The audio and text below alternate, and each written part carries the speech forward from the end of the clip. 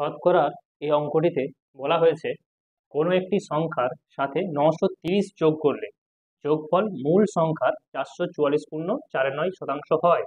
মূল সংখ্যাটি নির্ণয় করো। এই প্রশ্নটি এসেছিল এসএসসি CHSL 2019-এ। চলো অঙ্কটি করা যাক। সংখ্যাটি 444.4/9% সমান আমরা লিখতে পারি 400 প্লাস 44.4/9%।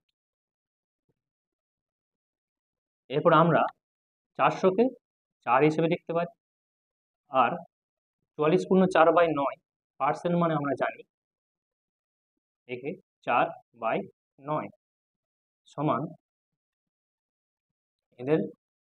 এটি সমাধান করলে আমরা পাবো 36 প্লাস 4 সমান 40/9, যেখানে 9 হলো মূল সংখ্যা। এরপর মূল সংখ্যা হচ্ছে 9, আর এর সাথে কিছু যোগ করার জন্য হয়েছে 40, অর্থাৎ আমরা বলতে পারি 9-এর সাথে 31 যোগ করেছে, যার জন্য সংখ্যাটি 40-এ পরিণত হয়েছে। অতএব আমরা লিখতে পারি 31 সমান, কিন্তু অঙ্কে বলা হয়েছে এই সংখ্যাটির সাথে 930 যোগ করা হয়েছে, অতএব 31 সমানই হলো 930।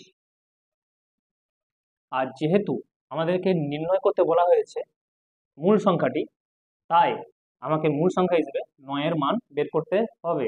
অতএব 31 সমান যদি 930 হয়, তাহলে 9 সমান হবে 930 ডিভাইডেড বাই 31 ইন্টু 9।